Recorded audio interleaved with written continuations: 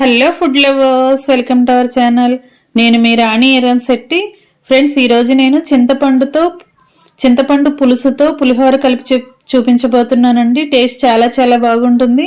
మనం గుడిలో ప్రసాదం తెచ్చుకుంటూ ఉంటాం కదా, సేమ్ అదే టేస్ట్తో ఈ పులిహోర అనేది వస్తుందండి. మీరు వీడియోని మధ్య మధ్యలో స్కిప్ చేయకుండా ఫస్ట్ నుంచి లాస్ట్ వరకు చూడండి. ఇంకా ప్రాసెస్ స్టార్ట్ చేద్దాం. ఒక బౌల్ తీసుకోండి. ఇలా చింతపండును తీసుకుని వాటర్తో శుభ్రంగా కడుక్కోండి. ఇలా కడుక్కున్నట్లయితే దానిలో డస్ట్ అంతా కూడా బయటకు వచ్చేస్తుంది.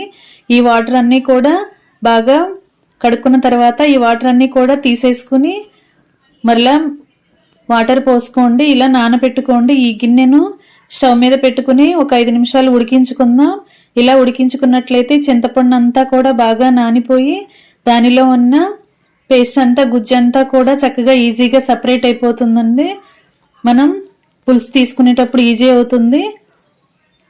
దీనిని మూత పెట్టుకుని పక్కన పెట్టుకుందాం. ఇప్పుడు ఒక కళాయి తీసుకోండి. దానిలోకి 1 టేబుల్ స్పూన్ మిరియాలు, 1/2 టేబుల్ స్పూన్ మెంతులు, 1/2 టేబుల్ స్పూన్ జీలకర్ర, 1/2 టేబుల్ స్పూన్ ఆవాలు, అలాగే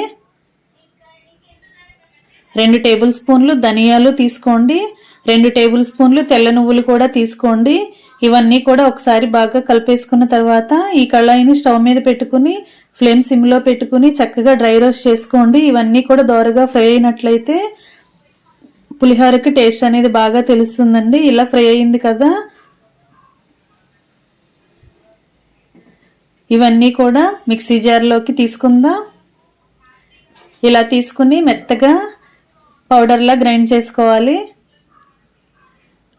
ఈ పౌడర్ అనేది పులిహోరకి టేస్ట్ చాలా బాగా తెలుస్తుందండి. ఇప్పుడు సన్నగా తరిగిన అల్లం ముక్కలు కొన్ని తీసుకోండి.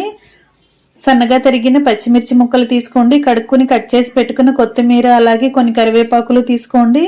మిక్సీ పట్టిన మసాలా పౌడర్ కూడా తీసుకుని పక్కన పెట్టుకోండి. ఇప్పుడు చింతపండు బాగా నానింది కదా, ఇప్పుడు అదే కళాయిలోకి ఈ చింతపండు రసాన్ని తీసుకుని ఉడికించుకోవాలండి.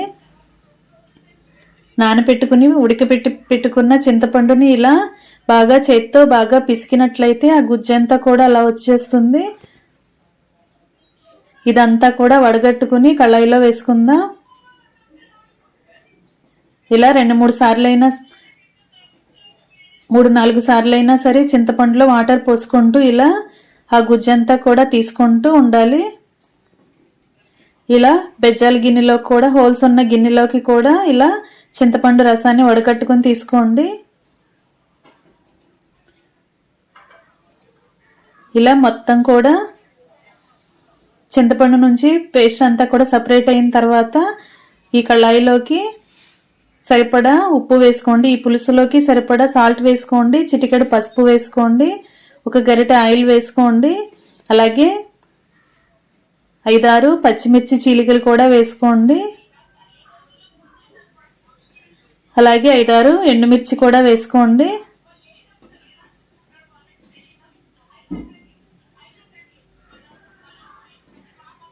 ఇలా వేసుకున్నాం కదా, వీటిని ఒకసారి బాగా కలుపుకుందాం.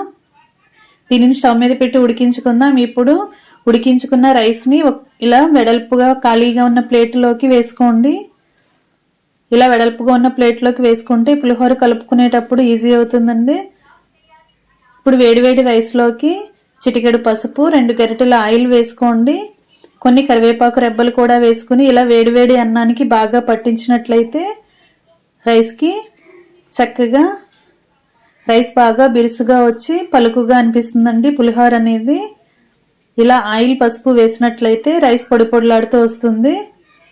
ఇప్పుడు తాలింపు రెడీ చేసుకుందాం. ఒక గిన్నెని తీసుకొని దానిలోకి ఆయిల్ వేసుకోండి.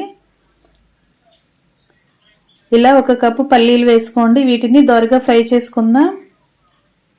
ఇప్పుడు పులుసు రెడీ అవుతుందండి. పులుసు ఉడుకుతున్నప్పుడు కొన్ని కడిగి పెట్టుకున్న కరివేపాకులు కూడా వేసుకొని పులుసు అంతా కూడా చిక్కబడే వరకు ఉడికించుకుందాం.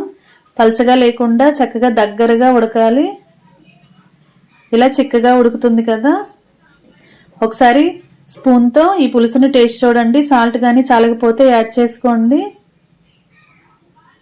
ఇలా బాగా ఉడుకుతున్న పులుసుని స్టవ్ ఆఫ్ చేసేసుకుని పక్కన పెట్టుకుందాం.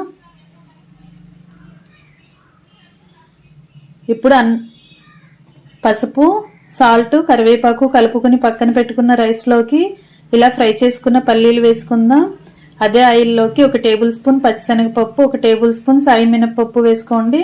1/2 టేబుల్ స్పూన్ ఆవాలు, 1/2 టేబుల్ స్పూన్ జీలకర్ర వేసుకోండి.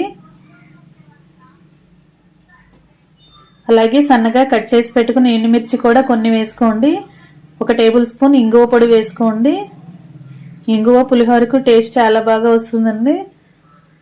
అలాగే సన్నగా తరిగి పెట్టుకున్న అల్లం ముక్కలు 2 టేబుల్ స్పూన్లు, సన్నగా కట్ చేసి పెట్టుకున్న పచ్చిమిర్చి 2 టేబుల్ స్పూన్లు, అలాగే సన్నగా తరిగి పెట్టుకున్న కొత్తిమీర కూడా 2 టేబుల్ స్పూన్లు వేసుకోండి. కొన్ని కరివేపాకులు కూడా తీసుకుని సన్నగా కట్ చేసి వేసుకోండి. ఇలా వేసుకున్నాం కదా, ఇవి కూడా స్టవ్ మీద పెట్టుకుని ఫ్రై చేసుకుందాం. ఇలా బాగా ఫ్రై అయిన తర్వాత అవన్నీ కూడా ఈ పోపు అంతా కూడా రైస్లో వేసేసుకుని కలుపుకుందాం.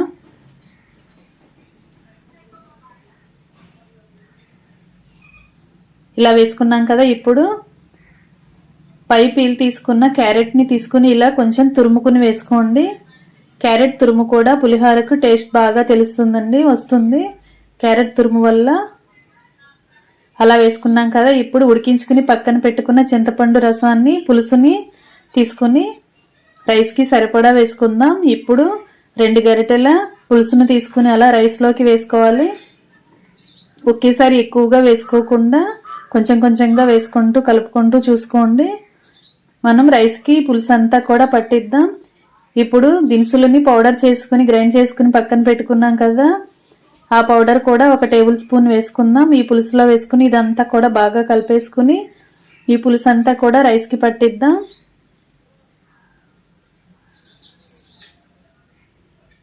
ఇలా కొంచెం చల్లారిన తర్వాత మనం చేత్తోనే ఈ పులిహోర అనేది కలుపుకోవాలండి.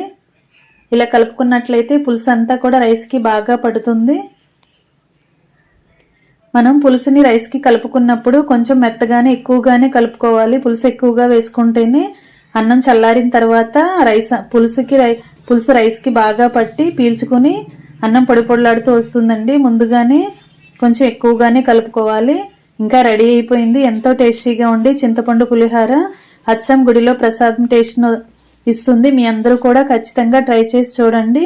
అలాగే నా ఛానల్ని ఫస్ట్ టైం వాచ్ చేస్తున్న వారు సబ్స్క్రైబ్ చేసుకుని పక్కనే ఉన్న బెల్ ఐకాన్ని కూడా యాక్టివేట్ చేయండి. నేను పెట్టబోయే రెసిపీస్ అన్నీ కూడా మీ ఫోన్కి నోటిఫికేషన్కి వస్తాయి. ఓపెన్ చేసి చూడొచ్చు. ఏ రోజు రెసిపీ ఆ రోజు మీరు కూడా ట్రై చేసి ఫ్యామిలీకి సర్వ్ చేసి ఎలా కుదిరిందో చెప్పొచ్చు.